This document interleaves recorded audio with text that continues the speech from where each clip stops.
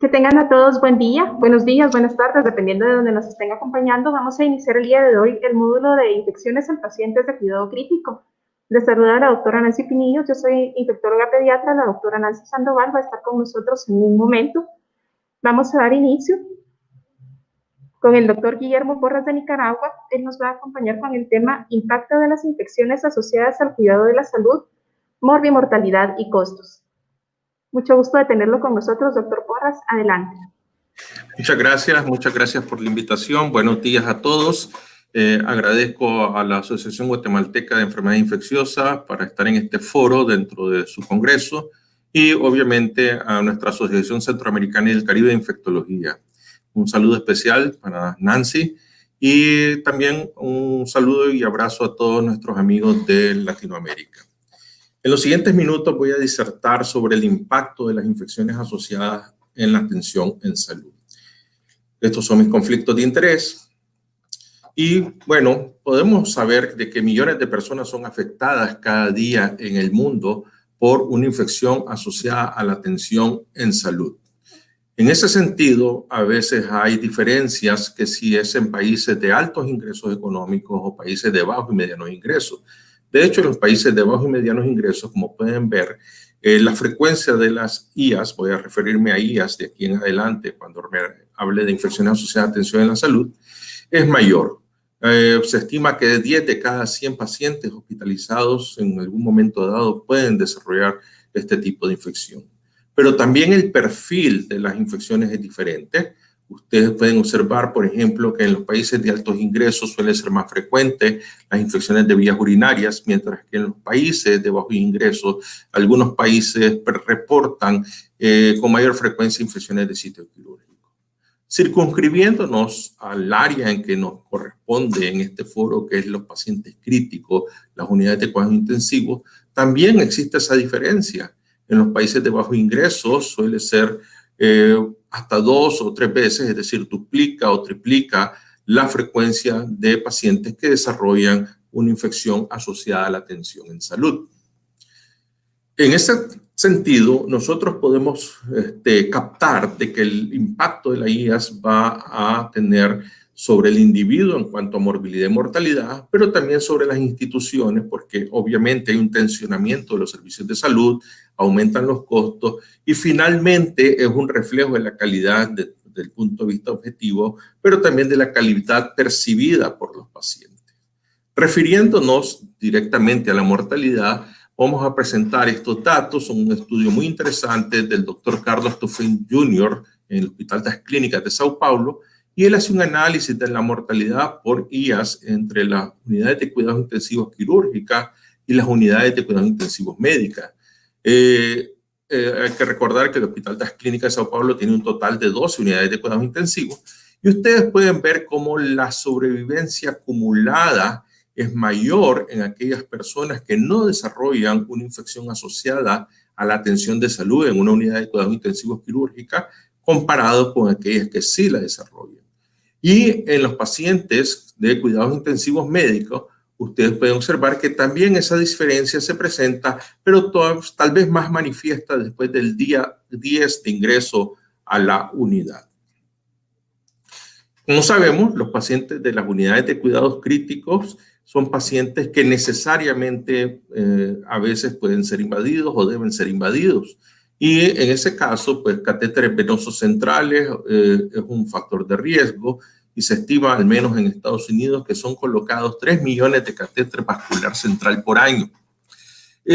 Y esa cantidad puede generar hasta 250,000 infecciones en un año. Otra invasión que es necesario eventualmente para los pacientes es intubación endotraqueal y conectar a un ventilador. La prevalencia para América Latina se estima en 13.8%. El Consorcio Internacional de Infecciones Nosocomiales ha logrado establecer 13.9 episodios de neumonía por 1,000 días ventilador. Y finalmente sabemos también que estos pacientes son invadidos por sondas urinarias y sabemos también que conforme va aumentando el tiempo de permanencia de la sonda, aumenta el riesgo de 3% a 7% por cada día. Viéndolo ya de manera específica para algunas de estas infecciones, podemos ver este estudio muy interesante del doctor Matthew Ziegler de la Universidad de Wisconsin, donde él establece a través de un metaanálisis de 18 estudios, un total de 1976 casos, que los pacientes que desarrollan una infección del torrente sanguíneo relacionada con un catéter vascular central, la mortalidad es 2.7 veces mayor. Entonces, como pueden observar, sí es un factor de riesgo determinante. Y en el caso de la mortalidad por neumonía asociada a ventilador, en este otro estudio, ustedes pueden observar que en un metaanálisis de 15 estudios, más bien una revisión sistemática, 20.059 pacientes, y ustedes pueden ver la mortalidad. En aquellas personas que no desarrollan neumonía asociada a ventilador, la mortalidad puede llegar a ser de 46%, pero en las que desarrollan neumonía asociada a ventilador puede llegar a ser de hasta el 65%. Si tenemos ese eje de discusión que es la infección asociada a tensión en la salud y ya vimos que hay un aumento de la mortalidad producto de ellas y sumamos otro factor que es el de resistencia bacteriana, podemos hablar que tenemos un binomio de terror. ¿Por qué? Porque tenemos un grupo que todos conocemos como el grupo ESCAPE, donde hay patógenos resistentes y que pueden aportar o definitivamente aportan mayor carga para la mortalidad.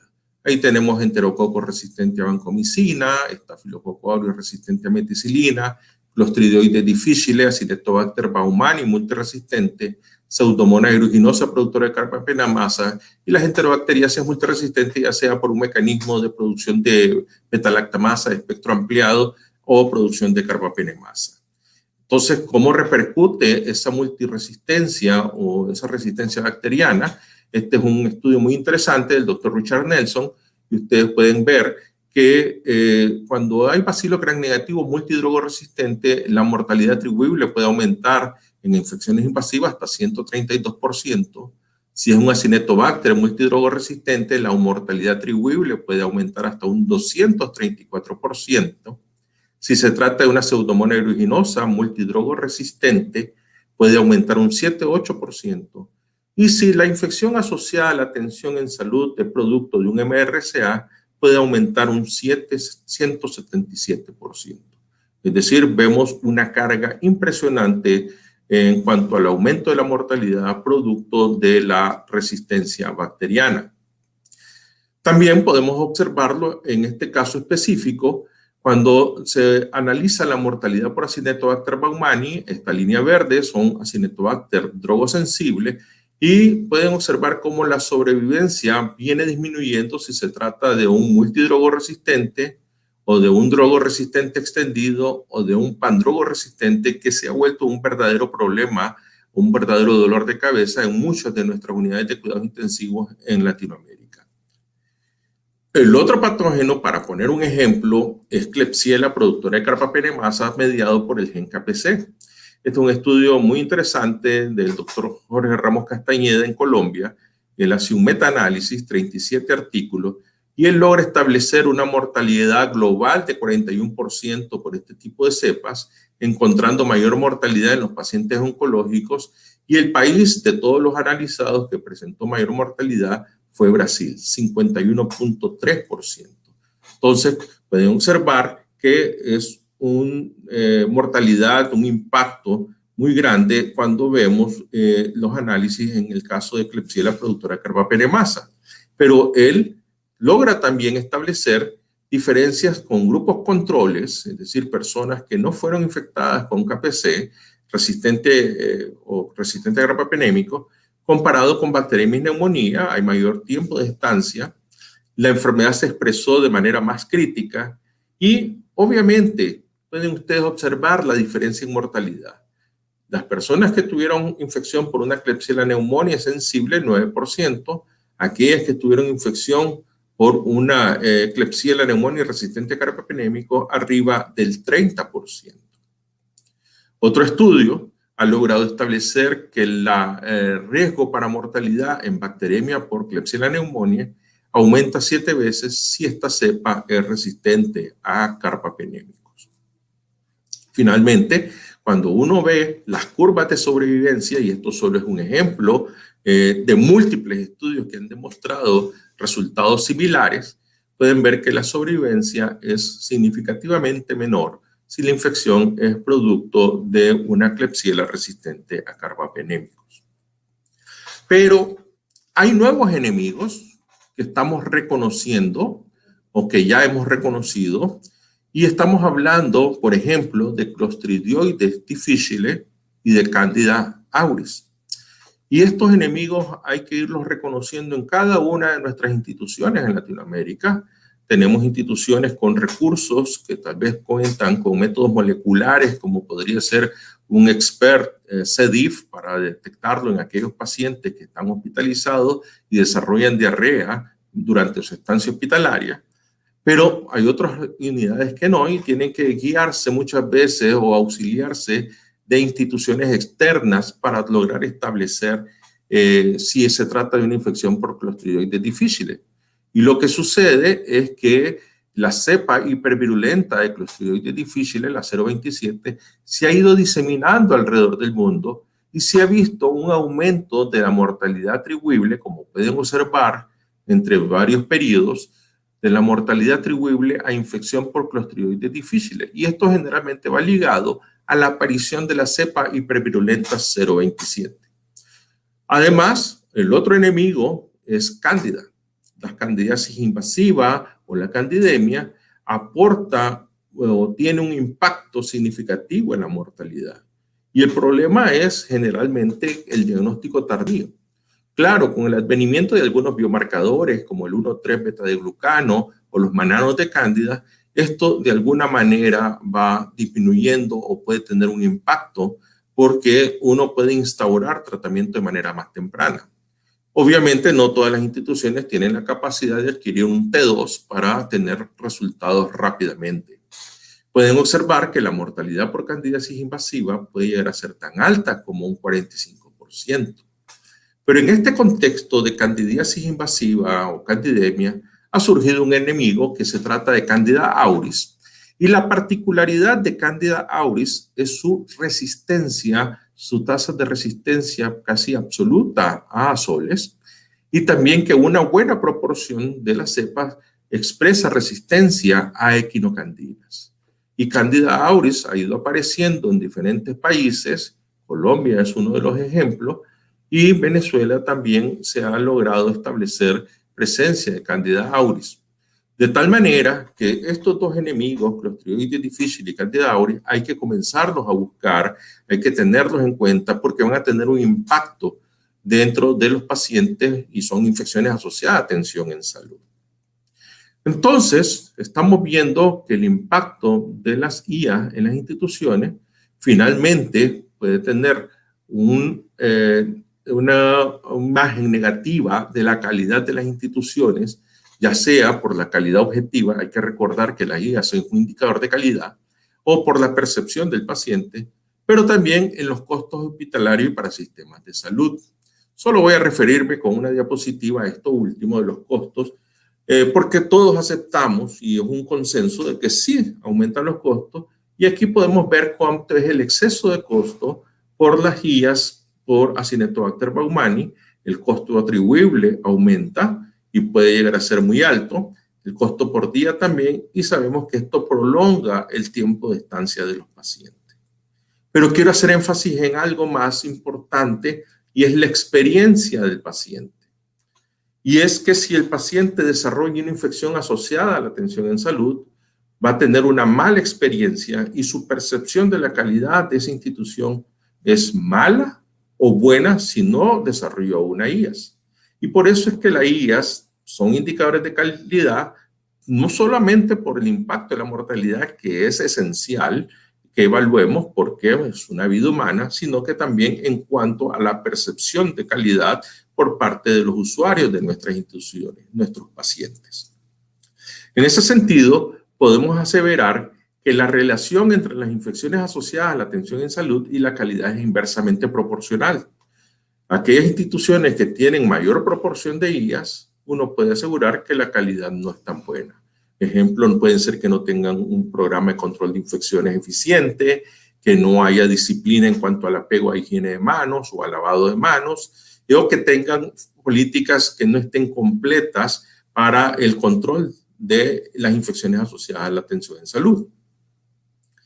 No puedo terminar sin dejar o hacer alusión al impacto que COVID-19 ha tenido sobre los esfuerzos de control de las guías. El COVID-19 ha venido a impactar nuestras vidas, nuestras sociedades, pero también ha tenido un impacto sobre el control de infecciones asociadas a la atención en salud, dado que los recursos de vigilancia han sido desviados a otras necesidades, y esto ha sucedido prácticamente en todos nuestros países. Hay limitaciones en los procesos de medición y colección de datos. Todos los recursos estaban volcados, y hablo de recursos materiales y sobre todo de recursos humanos, estaban volcados hacia la atención de pacientes dentro de la pandemia.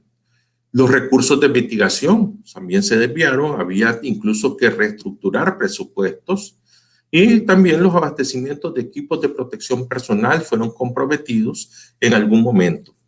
De tal manera que este impacto uno lo puede evaluar. Un estudio muy interesante es el estudio del doctor Enrico Bettivegna de la Universidad de La Sapienza en Roma.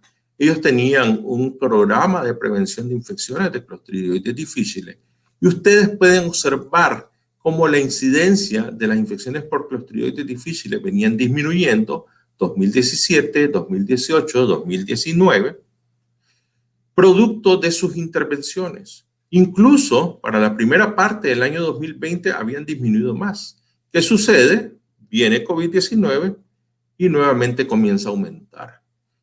Y seguramente si ustedes hacen un análisis de las infecciones asociadas a la atención en la salud, y seguramente lo están haciendo en sus instituciones, van a ver ese comportamiento.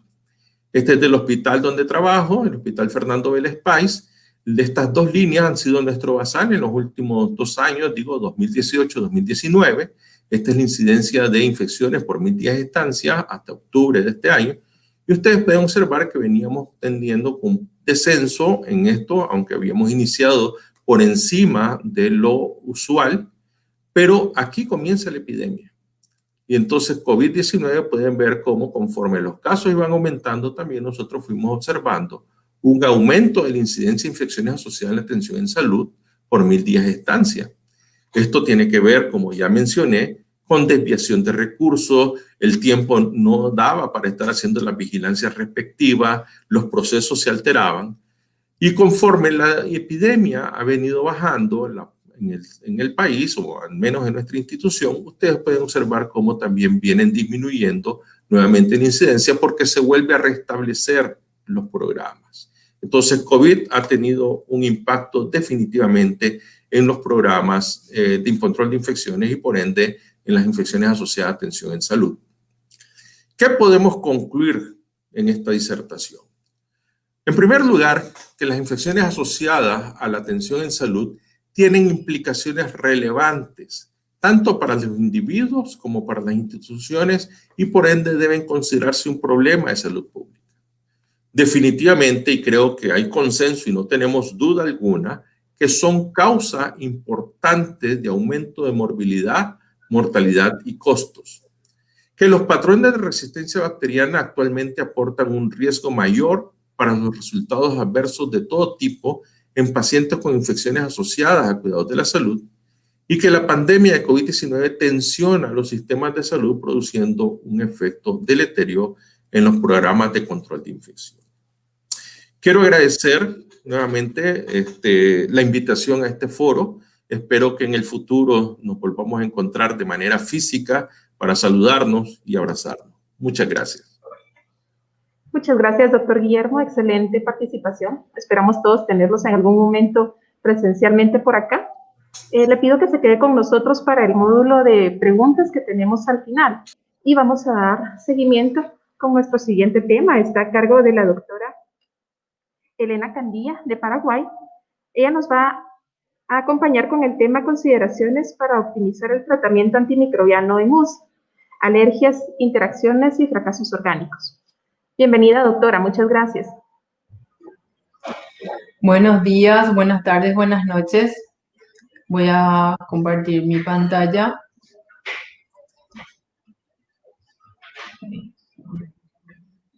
Muchísimas gracias al comité organizador por haber invitado a la Sociedad Paraguaya de Infectología a participar en este simposio que de seguro va a ser muy enriquecedor.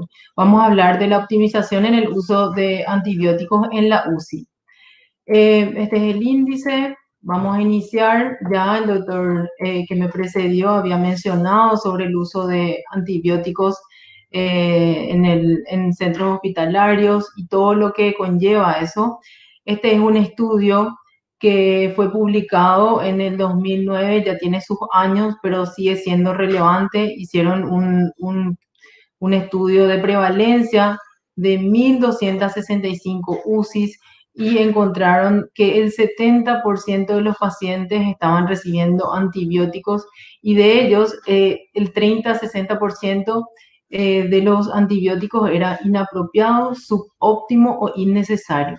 2 semanas antes de este evento hicimos un corte en una unidad de cuidados intensivos en Paraguay que consta de 21 camas y encontramos que el 80% estaba con tratamiento antibiótico, de los cuales 70% tenía terapias combinadas de antibióticos.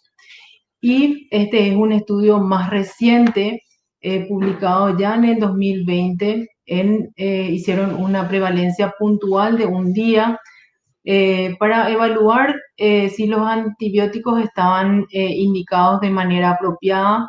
Llamativamente incluyó a 47 terapias intensivas, de las cuales 80% eran hospitales universitarios y el 54% de los pacientes estaba recibiendo tratamiento antibiótico.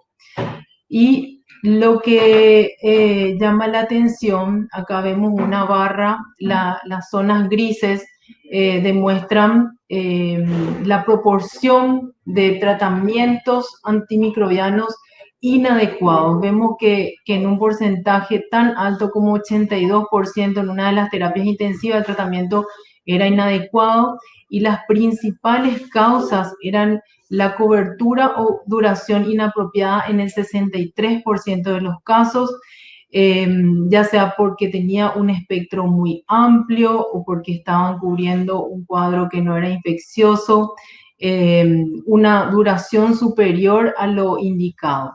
En el 31% de los casos, el paciente estaba con un proceso infeccioso y no tenía indicado antibiótico, y en un 6% los pacientes que tenían antibióticos, pero la dosis, la ruta o el intervalo era inapropiado. Así que tenemos múltiples factores que pueden contribuir a que el tratamiento antimicrobiano en la UCI sea inapropiado. Y eso, por supuesto, como mencionó antes el doctor Porras, eso conlleva a un aumento de la mortalidad. Es por eso que en varios países se ha propuesto la implementación de los programas de uso apropiado de antibióticos, justamente para reducir la resistencia antimicrobiana, mejorar los resultados clínicos y reducir los efectos adversos y costos relacionados al uso antibiótico. El PROA en sí tiene varias aristas, de las cuales el uso apropiado de antibióticos es el elemento esencial y me enfocaré en ese punto. El tratamiento antibiótico óptimo, ¿a qué llamamos? A un tratamiento a dosis adecuada que consigue el mejor resultado clínico con mínimos efectos adversos para el paciente y el mínimo impacto en el desarrollo de resistencia. La optimización del tratamiento antimicrobiano, otra vez, está compuesto de varias aristas. Justamente en un paciente crítico debemos iniciar precozmente. El tratamiento debe ser proporcionado para cubrir todos los patógenos probables, considerar el riesgo de multiresistencia y evaluar rápidamente los resultados microbiológicos, desescalar si es necesario, limitar la duración, controlar el foco infeccioso. Y también debemos individualizar las dosis basándonos en parámetros farmacocinéticos y farmacodinámicos, que veremos que en el paciente crítico esto está bastante afectado. En un adulto típico normal, ajustamos los antibióticos de acuerdo al peso y a la función renal. y con eso probablemente a dosis convencionales estemos llegando a los targets farmacodinámicos o tengamos concentraciones suficientes de un fármaco para poder tratar de forma exitosa un proceso infeccioso. En el paciente crítico, sin embargo, no es así, se comporta de manera diferente, ya sea por su condición misma, por la gravedad del cuadro y por el tratamiento que nosotros implementamos en estos pacientes. Esto puede hacer que hayan cambios en los parámetros farmacocinéticos, hay aumento del volumen de distribución. Estos pacientes usan vasoactivos, que también puede tener sus implicancias en el uso y en los niveles, las concentraciones plasmáticas de los antibióticos. Entonces, el paciente crítico es muy diferente al paciente típico normal de la UCI, y es por eso que las posologías probablemente van a ser diferentes a las que utilizamos en un paciente adulto normal que pudiera estar internado en sala. ¿Y qué es lo que vemos? Vemos que en estos pacientes críticos que ingresan por cuadros sépticos, nosotros nos vemos obligados a hidratarlos de manera generosa. Eso contribuye a un aumento del volumen total del líquido corporal. Generalmente estos pacientes tienen hipoalbuminemia, y hay estudios que reportan que un 40-50% de los pacientes críticos tienen valores por debajo del rango. Además tienen síndrome de fuga capilar, que hace que haya vasodilatación y aumenta la permeabilidad, y esto conlleva a aumento del líquido en tercer espacio.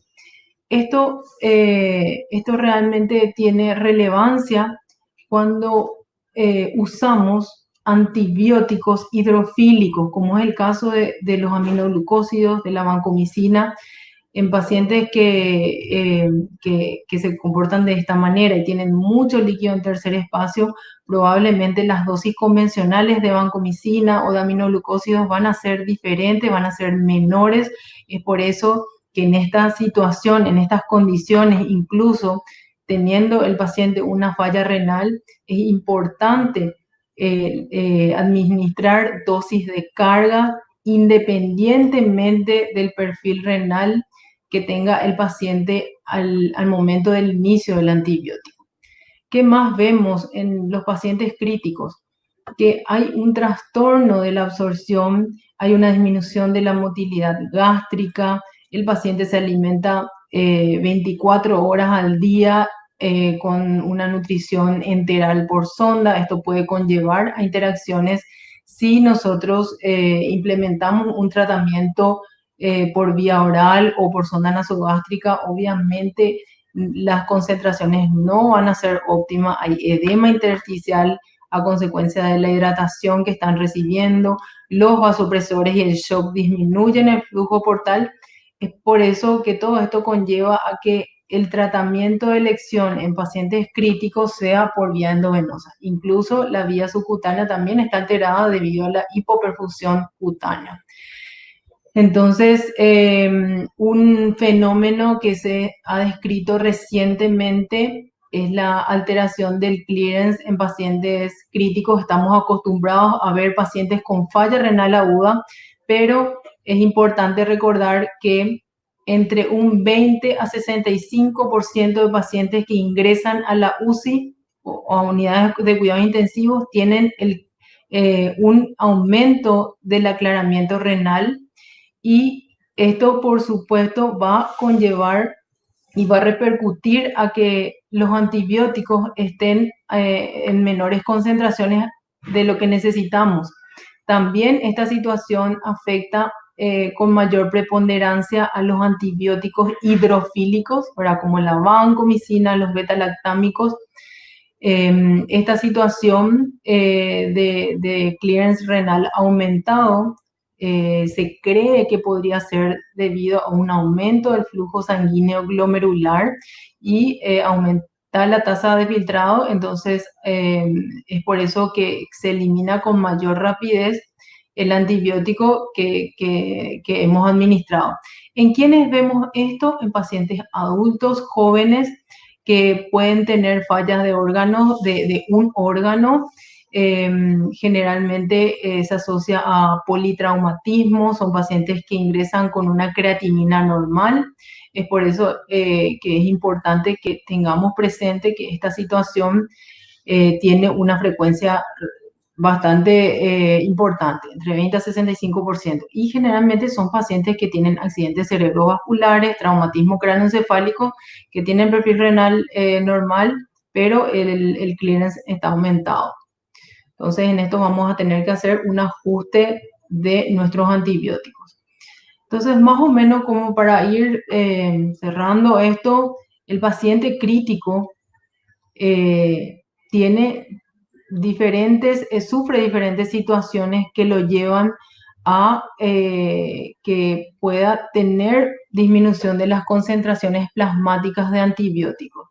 El estado hiperdinámico puede aumentar el clearance y disminuir las concentraciones de antibióticos. La formación de estos terceros espacios a consecuencia de la expansión, de la hipoalbuminemia, del síndrome de fuga capilar, también puede producir un aumento del volumen de distribución y consecuentemente una disminución de las concentraciones plasmáticas. También debemos considerar que los pacientes con falla hepática o falla renal van a tener modificaciones tanto en el clearance y en el volumen de distribución, y por ello es importante que tengamos en mente esto para poder ajustar los antibióticos acorde a las fallas de órganos. También las terapias de reemplazo van a producir trastornos del volumen de distribución y del clearance, y podemos tener concentraciones aumentadas o disminuidas de los antibióticos. Para rememorar un poco, el primer gráfico nos muestra una curva, ¿verdad?, de concentración y tiempo de antibióticos en un paciente sano. Lo que tenemos que tener en cuenta son las concentraciones máximas, que son importantes para antibióticos que son concentración dependiente, como los aminoglucósidos. También tenemos el área bajo la curva, que es el área que se forma por encima de la CIM, y este es un target que se utiliza para la vancomicina, y el tiempo por encima de la CIM es utilizado para los beta-lactámicos. Cuando tenemos un aumento del volumen de distribución, cuando el paciente tiene mucho líquido en tercer espacio encima, vemos que esta curva, esta concentración máxima en el segundo gráfico, disminuye. Entonces, vamos a tener concentraciones plasmáticas menores de antibióticos, y podemos tener también cambios en la vida media del antibiótico y de la CIM. Entonces, vemos en el tercer gráfico lo que mencionábamos previamente, que también hay pacientes que pueden tener el clearance aumentado, el aclaramiento renal, y eso consecuentemente va a producir una disminución de la concentración máxima de los antibióticos, una disminución de la vida media y disminución del tiempo por encima de la CIM que deben permanecer los antibióticos para que sean efectivos. Para rememorar, tenemos antibióticos que son concentración dependiente. Necesitamos tener altas concentraciones de antibióticos para que tengan un efecto bactericida, y el clásico ejemplo son los aminoglucósidos, que son muy utilizados en terapia intensiva en pacientes con infecciones por multiresistentes. Y tenemos los antibióticos que son tiempo dependiente. En este grupo están los carbapenemes y las cefalosporinas, que también tienen un uso amplio en terapia intensiva. En estos antibióticos, lo que nosotros debemos hacer es mantener el mayor tiempo posible por encima de la CIM las concentraciones plasmáticas de antibióticos. Y los que dependen de concentraciones de antibióticos son la vancomicina, la tigecyclina y otros. Entonces, podemos decir que tenemos también dos familias de antibióticos, los antibióticos hidrofílicos y los lipofílicos. Así como su nombre dice, En general, estos antibióticos hidrofílicos tienen baja penetración intracelular, tienen un bajo volumen de distribución y el clearance es predominantemente renal. Es por eso que se van a ver afectados tanto con el aumento como en el descenso del clearance. Y en pacientes críticos hemos visto que tenemos un aumento del volumen de distribución, hay mucho más líquido de lo que normalmente hay, entonces esto puede hacer de que haya un aumento de la eliminación de las drogas y una disminución de la función de la depuración renal. Estos antibióticos hidrofílicos son los beta-lactámicos, aminoglucósidos, glucopéptidos. Y los lipofílicos se ven menos afectados con los cambios de volúmenes, como son las fluorquinolonas y los macrólidos. Entonces, pueden tener un aumento o disminución de la depuración relacionado con la falla hepática. Entonces, hay estudios que se realizaron justamente con el objetivo de medir las concentraciones plasmáticas de antibióticos. Este es un estudio muy conocido en donde estudiaron 8 tipos de beta-lactámicos en 384 pacientes y el target mínimo de los beta-lactámicos es que tenemos que mantener por encima de la CIM, por lo menos a este nivel, y para los multiresistentes 4 veces por encima de la CIM. Entonces vemos que hay una gran cantidad de pacientes que no llegan al target mínimo. Vemos una gran variabilidad entre las diferentes familias de beta-lactámicos y en este estudio en particular encontraron que un 16% de los pacientes no había alcanzado el target mínimo de concentración necesaria del antibiótico en el intervalo del 50% entre dosis y dosis. Entonces, esta situación de no haber alcanzado el target se relacionó con un fracaso terapéutico 3 veces mayor en estos pacientes. Y hay otros estudios con vancomicina donde nos muestran lo mismo, que 57% de los pacientes no alcanza el target de 15 miligramos por litro a dosis convencionales. En estos pacientes el 71% recibía infusión continua de banco y el 39% recibía intermitente. Entonces vemos también que por debajo de la línea roja hay muchos pacientes que no están llegando al target mínimo de 15 miligramos por litro de vancomicina que son necesarios para que ejerza el efecto bactericida. Este es otro estudio donde muestra lo mismo.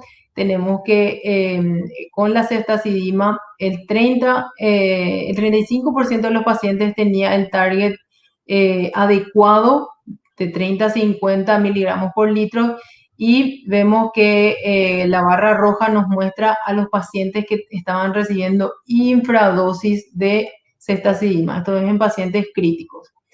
Entonces, se ha propuesto la infusión continua y prolongada también como para poder mantener concentraciones plasmáticas mayores y así poder ejercer el efecto bactericida. Este es un estudio que hicieron en 5 unidades de cuidados intensivos, pacientes con sepsis severa, compararon infusión continua versus intermitente o en bolos de meropenem, piperacilina tazobactam y ticarcilina clavulanato y encontraron una diferencia importante en la cura clínica en donde el 70% versus 43% para los que recibieron, a favor de los que recibieron infusión continua. Entonces se ve una... Vamos a ir finalizando, perdone la interrupción. Sí, sí. Okay. Bueno, esto también muestra lo mismo, ¿verdad? Infusión prolongada versus continua a favor de la infusión prolongada. Entonces, en pacientes críticos, lo ideal es individualizar la dosis de antibióticos. En aminoglucósidos se recomiendan dosis únicas diarias, la vancomicina una dosis de carga con el peso actual del paciente, y los betalactámicos también se recomienda hacer dosis de carga y goteo prolongado o continuo. El monitoreo de drogas, hay evidencia que respalda estas estrategias de dosificación, pero aún resulta difícil debido a la falta de disponibilidad en muchos países de estos controles de drogas. Hay programas informáticos que nos pueden ayudar a dosificar estos antibióticos y ajustarlos a la condición de cada paciente. Gracias. Muchas gracias, doctora, por su participación. Vamos a continuar. Le invitamos a que se quede con nosotros para el módulo de preguntas. Vamos a dar paso a la siguiente conferencia, que es con el doctor Augusto Hernández de Panamá. Él nos va a presentar el tema consideraciones recientes en neumonía nosocomial en paciente crítico. Bienvenido, doctor. Muchas gracias. Buenos días.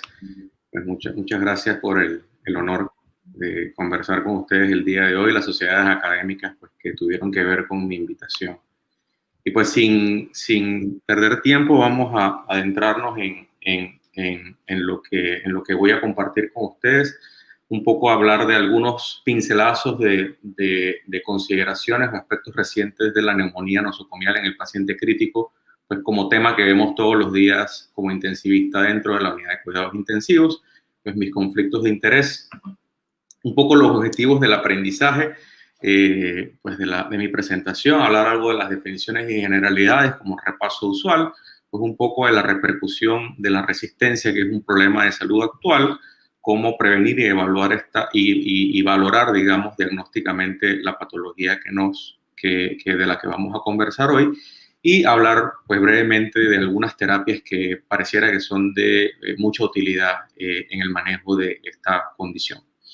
Dentro de las definiciones, pues simplemente, digamos, quiero resaltar el hecho de que más allá de las ya bastante conocidas definiciones de neumonía bacteriana intrahospitalaria, la neumonía asociada al ventilador, también está la neumonía bacteriana intrahospitalaria, que es aquella que está requiriendo el uso de ventilación mecánica no invasiva, no estando ventilado en ocasiones, y que en donde la definición o la selección apropiada del medicamento pues puede hacer la diferencia, y ya vamos a ver por qué. Hablando pues un poco de la neumonía asociada al ventilador, que es lo que le vengo a compartir el día de hoy, pues entender de que es aquella condición pulmonar infecciosa que se asocia a un paciente ventilado por más de 48 horas y que la subdividimos, como ustedes saben, dependiendo de la cronología de la aparición, si es antes de las 96 o después de las 96 horas. Y la importancia de eso básicamente es por el hecho de el riesgo de asociación a gérmenes multiresistentes.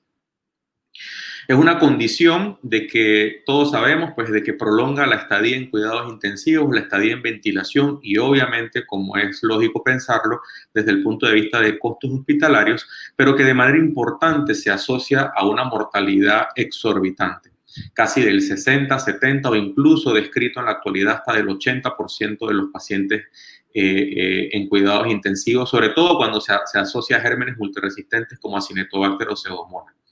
Y es una mortalidad que, como mencionaba, si bien es cierto, es muy alta, pareciera que en los pacientes que todavía no han desarrollado, digamos, o no han tenido la necesidad de ser intubados porque desarrollan antes esta infección, y en donde a veces ponemos a los pacientes en ventilación no invasiva, cómo se observa que la mortalidad es mayor, porque pareciera que, según los análisis que conocemos, de que en ocasiones nos retrasamos demasiado poniendo o intubando al paciente, o por otra parte, pues también obviamente cobra un riesgo adicional el hecho de que no seleccionemos de manera adecuada, de manera adecuada empírica, los medicamentos que van a revertir, digamos, la condición inflamatoria asociada a la infección.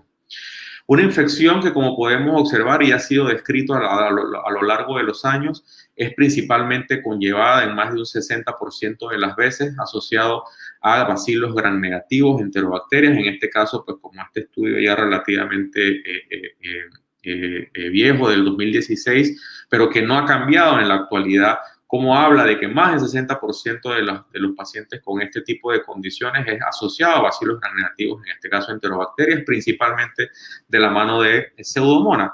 Una Pseudomonas o gérmenes, digamos, gram negativos, que dependiendo del nivel de resistencia, pues vamos obviamente a esperar altas tasas de mortalidad, como ya mencioné en los minutos anteriores.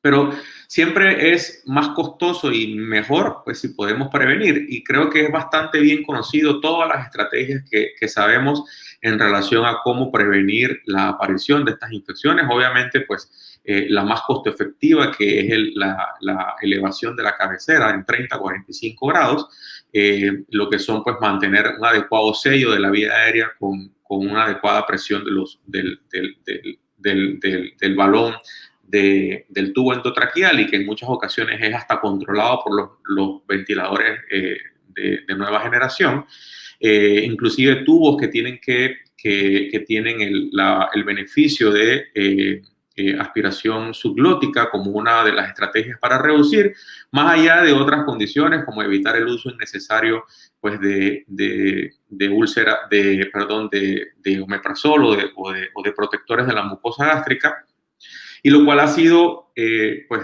permanentemente practicado en todas nuestras unidades de cuidados intensivos.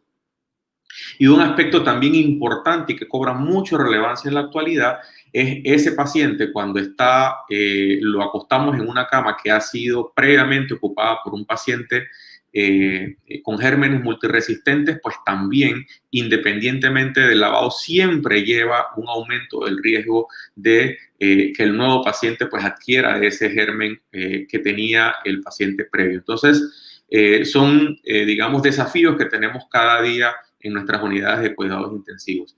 Y dentro de la evaluación diagnóstica, pues siempre en esta patología, como en otras condiciones en la medicina, pues la sospecha es lo más importante. Esa clínica de deterioro respiratorio, de aparición de fiebre en un paciente que no la tenía, en incremento en las secreciones, en desaturación, asociado con algunos parámetros, digamos, ventilatorios asociados que observamos, una disminución en la ventilación, en el volumen corriente del paciente, que requiere en ocasiones la necesidad de aumento del PIB, asociado también, valga la redundancia, a factores o condiciones bioquímicas como una hipoxemia, leucocitosis, y desde el punto de vista de imágenes, pues que tengan nuevos infiltrados parenquimatosos. Es decir, que es una evaluación rutinaria que hacemos y en donde estas luces amarillas comienzan a presentarse de manera conjunta en el escenario de un deterioro desde el punto de vista de la condición clínica de un paciente que esté intubado, pues nos debe llevar a considerar la sospecha. Una sospecha que, si bien es cierto, han sido desarrolladas escalas objetivas, entre comillas, para tratar de disminuir la subjetividad, no ha sido, digamos, o no ha demostrado superioridad a lo que hacemos todos los días en cuidados intensivos, que es valorar los aspectos que previamente mencioné, pero que serían de mucha utilidad, sobre todo en el escenario actual, donde hay personal no intensivista cuidando pacientes críticos, en donde quizás estas herramientas para ellos sean de mucho más valor para la toma de decisiones. Y dentro del aspecto diagnóstico también a veces recaemos en querer intentar utilizar marcadores de enfermedad. Ya es altamente conocido que la procalcitonina, pues en el escenario de una neumonía asociada al ventilador, no es de utilidad, sí es de utilidad para lo que es el desescalonamiento o stewardship en relación a la extensión de antibióticos. Y si bien es cierto, se proponen algunos otros marcadores como el SUPAR, pues todavía esto no ha sido adecuadamente validado, digamos, en cuidados intensivos como herramienta diagnóstica. Lo que sí es importante desde el punto de vista diagnóstico, pues es la obtención de las muestras microbiológicas.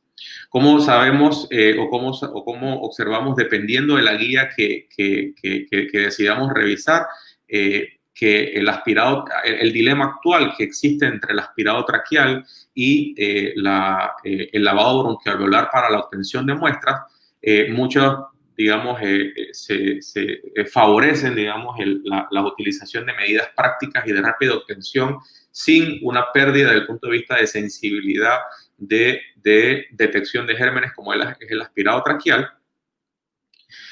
Y también pues han nacido, digamos, otras herramientas para tratar de complementar esta obtención de muestra con, con métodos desde el punto de vista de análisis de PCR, de FISH, todo esto con el objetivo importantísimo de buscarle el nombre y el apellido al germen y cómo definir de mejor manera el tratamiento que eventualmente este paciente va a necesitar. Y yo hablaba de que en el 60% de las veces los gérmenes gram negativos son los de mayor prevalencia en la generación de estas infecciones, como estudios previamente así lo han demostrado, como en este caso las pseudomonas o la Klebsiella, y que tienen un importante o significativo perfil de multiresistencia, incluso a muchos medicamentos que para varias de nuestras instituciones son el techo terapéutico, como los carbapenémicos. Y estudios también adicionales han demostrado de que en este caso, pues las pseudomonas, que es un problema en muchas de nuestras unidades de cuidados intensivos, son pseudomonas con un perfil importante de resistencia, como mencionaba, a resistencia a carbapenémicos, resistencia a cefalosporinas, en este caso pues de cuarta generación, y en donde salen evidencia que pudiera ser de utilidad estrategias nuevas como el cestolosano tazobactam, cuando cuando estamos ante la potencial presencia de gérmenes con alto nivel de resistencia. Alto nivel de resistencia que ya estamos viendo en estas unidades. Y rápidamente les muestro un perfil de resistencia del primer trimestre, del primer cuatrimestre, perdón, de la unidad en la cual trabajo en la ciudad de Panamá. Como podemos observar, en este caso, pues las pseudomonas aeruginosa, que muestra un perfil de resistencia de casi de resistencia mayor al 40% en el caso pues de los carbapenémicos, y ni que hablar pues en otros con el uso de otros antibióticos. Entonces es un factor que claramente está presente en nuestras unidades y en las cuales lidiamos pues todos los días con ellas. Y esto en el primer trimestre, en el primer cuatrimestre del año. Pero ¿qué ha pasado en ese primer cuatrimestre del año? Ha pasado pues algo que ha hecho un antes y un después en la medicina y que todavía estamos sufriendo, que es la epidemia o la pandemia del COVID. Una pandemia que ha cambiado la característica del tipo de pacientes en UCI, pues como ustedes, algunos de los que están acá intensivistas, infectólogos saben, pues casi el 10% dentro de la distribución usual de los pacientes es asociada a un SDRA, y en la actualidad el 100% en algunas de nuestras unidades tienen ese diagnóstico de SDRA. Un SDRA que en el escenario actual utilizamos esteroides y otros inmunosupresores. Hay un abuso de antimicrobianos empíricamente antes de llegar incluso a la unidad de cuidados intensivos. Tenemos un hacinamiento de pacientes, estamos sobresaturados en nuestros hospitales. Eso ha conllevado a escasez de equipos de protección personal y agotamiento de antibióticos apropiados. Y hemos tenido como resultado situaciones como esta en un paciente reciente en mi unidad. En este caso, pues muestro el perfil de sensibilidad de una pseudomonas aeruginosa en donde es resistente a todos los antibióticos probados en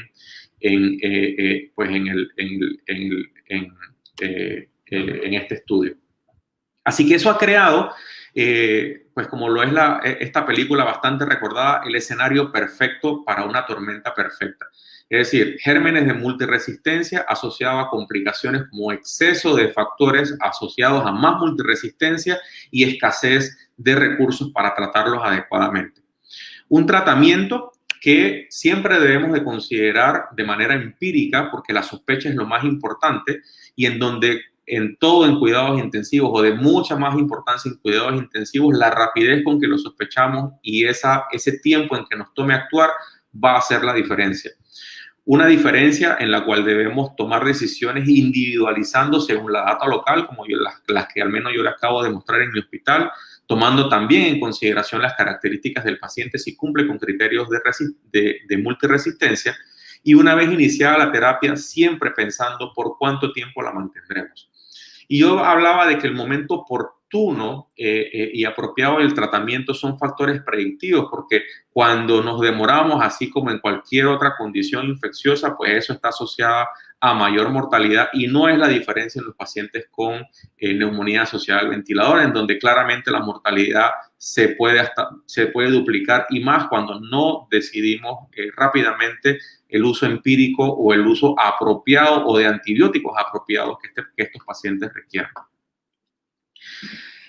Factores de riesgo que todos en la actualidad, todos nuestros pacientes cumplen, ya que yo les mencionaba que el 100% al menos en la unidad en la cual yo trabajo son pacientes con SDRA o ARDS. Entonces, todos nuestros pacientes cumplen criterios de multiresistencia, más allá de la bastante conocida factor en cuanto al uso previo de antibióticos como el más común para generar perfiles de multiresistencia en todos los gérmenes de nuestras unidades. Y eso ha llevado básicamente pues, a las guías a hacer las recomendaciones correspondientes. Estas son las guías del ICSA ya ampliamente conocidas por ustedes en cuando nos ponen estrategias para poder utilizar en estos pacientes. Estrategias desde el punto de vista de monoterapia o terapia dual, que eso es un dilema todavía no definido en el tratamiento empírico actual digamos, de manera sistemática en nuestras unidades de cuidados intensivos. Algo que ha sido evaluado en la actualidad, yo decía que no está totalmente definido, ya que hay estudios que favorecen, otros estudios que no lo favorecen tanto. Esto es un estudio bastante de hace un par de años, digamos, en donde pues, no favorece el uso de la terapia dual como brindando un beneficio adicional a la monoterapia. Y siempre debemos de considerar, una vez decidimos esa terapia dual o esa monoterapia, que podemos llegar a fallar incluso con esa decisión. Si luego de 48 a 72 horas nuestro paciente no muestra mejoría en los parámetros oximétricos, tiene persistencia de signos inflamatorios, tiene aumento de secreciones purulentas con mayor afección imagenológica radiológica ante la presencia de disfunción orgánica, pues claramente tenemos también que considerar que posiblemente lo que estamos haciendo no está funcionando.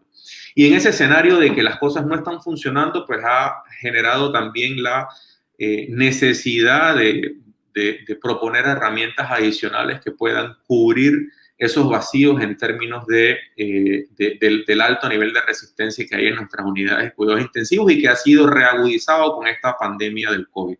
Y yo voy a hablar rápidamente, pues, para ir cerrando mi presentación, de dos de las estrategias digamos que contamos en la actualidad en varios de nuestros países, que es el ceftodoxano tazobactam y el ceftazidime avibactam.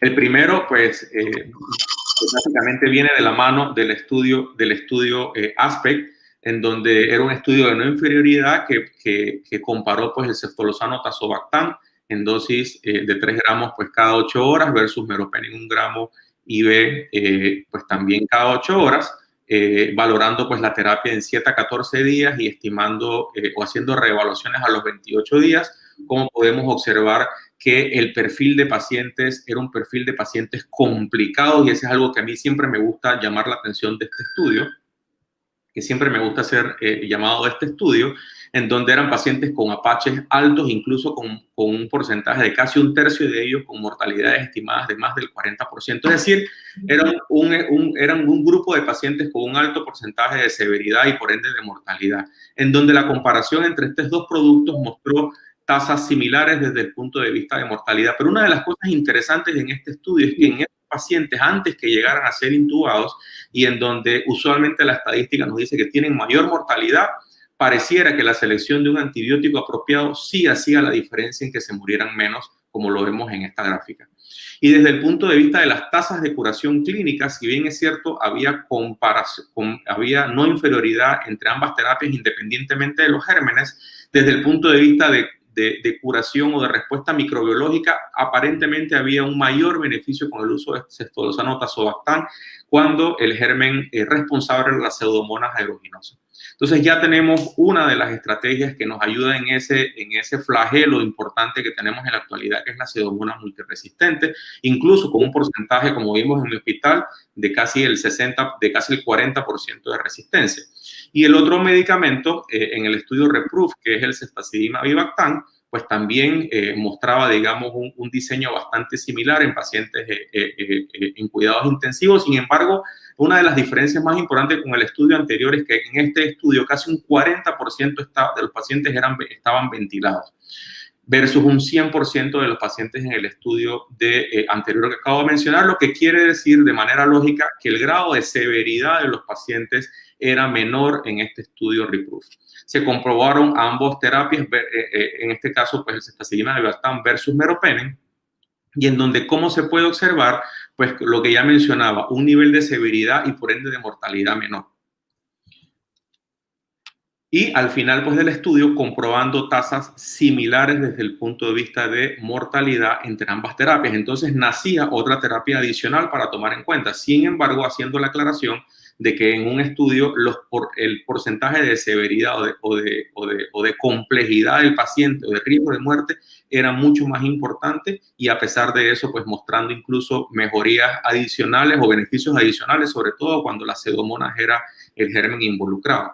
En el caso pues del estudio REPROOF, pues cómo se puede observar que en el caso de las Pseudomonas ese beneficio adicional pues no se ve representado en este estudio, y pues con tasas, como ya mencionaba, similares desde el punto de vista de mortalidad, y pues esperando también pues digamos con perfiles de seguridad aceptables. Quizás lo más molestoso en el estudio pues la presencia de diarrea y por ende de desórdenes electrolíticos en los pacientes. Y yo mencionaba que siempre que iniciamos hay que decidir cuándo. Pues desde el punto, eso también ha sido, digamos, estudiado y probado en estudios anteriores, y pareciera que de manera sistemática terapias más prolongadas no brindan un beneficio adicional si lo hacemos de manera generalizada, y por ende hay que individualizar en qué paciente probablemente sería de beneficio una terapia extendida. Así que básicamente la idea es que tenemos un escenario complejo como lo es manejar un avión con muchos controles, pero en donde debemos tener una guía básica que nos permita tomar las decisiones y por ende llegar a feliz aterrizaje con nuestros pacientes tan complicados que tenemos en el día a día. Así que concluyendo, pues la neumonía asociada al ventilador ya sabemos que conlleva una alta tasa de mortalidad, incluso se ha acrecentado en esta pandemia debido a la mayor proporción de gérmenes multiresistentes. La sospecha clínica sumada a la data local son las herramientas que deben guiar nuestro proceder. Como ya mencioné, esta pandemia ha exponenciado la cantidad de casos con neumonía asociada al ventilador y de multiresistencia, porque la característica de los pacientes en UCI y el uso de inmunosupresores se ha disparado de manera importante, pero también con la esperanza de que existen nuevas terapias que pueden aportar a obtener mejores desenlaces en los casos apropiados, siendo una de ellas el ceftriaxona tazobactam, pues una estrategia a considerar, así como la ceftazidima avibactam, en los escenarios clínicos de multiresistencia, pues incluso pareciera que el ceftriaxona tazobactam brinda un beneficio adicional, sobre todo cuando hay una pseudomona relacionada. Así que pues muchas gracias, encantado de haber participado. Agradecemos su participación, doctor Augusto. Invitamos a nuestros otros expositores si los podemos tener en pantalla. Vamos a verificar si tenemos preguntas. Mientras tanto, pues yo aprovecho para darles las gracias. Sus conferencias muy interesantes, muy adecuadas, logran sintetizar mucho de lo que todos pues en diferentes escenarios vivimos. Les quiero comentar en cuanto y preguntar a la doctora Elena en cuanto a las dosis, porque hay lugares en donde no se tiene acceso, como usted mencionaba en la charla, sobre las concentraciones. Por ejemplo, los niveles pico y valle de vancomicina, la dosis que usted recomendaba era de 20 a 30. ¿Qué hacemos si no tenemos niveles? Y hay, no sabría cómo decirles, explicarles, pero hay uso frecuente de la dosis hasta de 60 miligramos de vancomicina. Entonces, ¿cuál es su opinión al respecto? Sí, realmente el acceso al monitoreo de drogas es un problema en muchas partes del mundo, y la literatura habla que 30 centros en el mundo nada más disponen de un monitoreo de drogas fuera de lo que conocemos habitualmente, que es el control para aminoglucósidos y vancomicina, que inicialmente se había utilizado porque el rango terapéutico era muy estrecho. Si no tenemos forma de monitorear, la recomendación es utilizar la dosis por kilo peso real del paciente siempre utilizar dosis de carga en pacientes que van a necesitar vancomicina. Este es un fármaco hidrofílico, entonces necesariamente se va a ver afectado por el volumen de distribución. Estos fármacos se van en donde está el líquido. Hay mucho líquido en tercer espacio, este fármaco va a disminuir sus concentraciones plasmáticas. Entonces tenemos que hacer un régimen en base a kilopeso, dosis de carga y luego de mantenimiento. También hay aplicaciones que uno puede descargar en el teléfono, introducir los datos del paciente y eso podría acercarse a las dosis que ese paciente crítico pudiera necesitar. Pero lo que se cree que esas dosis que utilizábamos anteriormente de 1 gramo de dosis de carga son insuficientes para poder llegar al mínimo necesario en el caso de vancomicina. Y en cuanto al peso de los pacientes para el cálculo de medicamentos, ¿usted considera o recomienda el peso del paciente al ingreso en la unidad de cuidado crítico? Que sería estimado o tomar en cuenta el edema y la fuga capilar que han tenido, que van a aumentar el peso del paciente al final de cuentas. Asimismo, ese es un punto muy importante. Para la vancomicina en particular, la recomendación es utilizar el peso real del paciente en el momento que uno lo va a medicar y la dosis de carga que debe recibir es independiente a que el paciente tenga o no falla renal. El ajuste de la droga se va a hacer para la terapia de mantenimiento que va a recibir posteriormente. Eso sí, se hace ajustado al clearance calculado, pero la dosis de carga se hace en base al peso real y independientemente que el paciente tenga o no falla renal. Y eso es así para el resto de los antibióticos también. En el caso de que usemos beta-lactámicos, vamos a hacer la dosis de carga. En el caso de la colistina también, 300 miligramos de carga, independientemente que el paciente tenga falla renal, porque son antibióticos lipofílicos y estos pacientes, como ya lo hemos dicho anteriormente, tienen amplio volumen de distribución. Entonces, lo que vamos a ajustar es la dosis de mantenimiento al clearance de creatinina. Muchas gracias, doctora. También quería comentar y saber su opinión respecto al tema de tratar de identificar el germen, tanto para cualquier infección nosocomial como para el caso de la neumonía. Pues dirigir el tratamiento en base a la epidemiología local es lo básico, como mencionaba el doctor Augusto, pero ¿qué opinión tienen respecto a los esfuerzos por tratar de identificar el germen y redirigir la terapia? Que podríamos tener resultados en 24, 48 horas idealmente, pero tenemos que tener acceso a una buena muestra para, sobre todo en el caso de neumonía asociada al ventilador. ¿Cuál es la experiencia en su centro en cuanto a identificación de germen? No sé si esa pregunta es para el doctor Augusto o para quién. Pues puede ser abierta si alguno de ustedes quiere participar. Bueno, en la actualidad, digamos, pues la obtención de muestra, dado el volumen de pacientes importantes que tenemos y dada la evidencia actual de que no hay clara superioridad entre el aspirado traqueal, la obtención de muestra de aspirado traqueal versus el lavado bronquialveolar, que de por sí tiene algunas restricciones tomando en consideración pues la pandemia actual, la generación de aerosoles y todo lo que sabemos. Pues la verdad yo creo que es una de las estrategias quizás más apropiadas tomando en cuenta la consideración del escenario que estamos viviendo. Sabemos que el pescar el germen es un reto pues a diario. Yo creo que hay las técnicas moleculares que dependiendo de los recursos de los hospitales en los cuales laboremos pues tienen que ver, sobre todo pues las técnicas moleculares de PCR que a veces nos ayudan a identificar el germen de manera inmediata y tomando en cuenta el histórico de sensibilidad del hospital, más o menos uno quizás con eso guiar mejor la terapia antibiótica. Creo que es como lo ideal. Sabemos que esos recursos no los tenemos en todos los hospitales en los cuales nosotros laboramos y a veces pues terminamos haciéndolo pues como lo sabemos de manera empírica y sin muestras, porque desafortunadamente no siempre tenemos cultivos pues, positivos pues, para identificar el germen involucrado. Gracias, sí, yo quisiera... Adelante, doctor Torres. Sí, yo quisiera aportar y unirme al último comentario del doctor Hernández, y es que efectivamente, si bien no está disponible en todos los hospitales, las pruebas moleculares ya han demostrado que pueden ser costo efectivas. Por ejemplo, la plataforma SPER, en el hospital nuestro tenemos plataforma SPER y el cartucho de CARBA-R es muy útil. Si bien fue diseñado inicialmente como un sistema de vigilancia para ver a aquellos pacientes que están colonizados con bacilos gram negativos resistentes a carbapenemasa, a carbapenémicos, o que están expresando genes que confieren esa resistencia, ya hay estudios que demuestran su utilidad en especímenes clínicos. Y en este caso, nosotros hemos usado en ocasiones para la identificación de microorganismos que estén expresando estos genes de resistencia.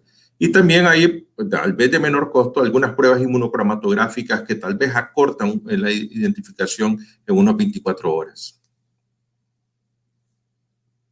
A toda su participación, vamos a seguir con el siguiente módulo. Muchas gracias. Gracias. Gracias.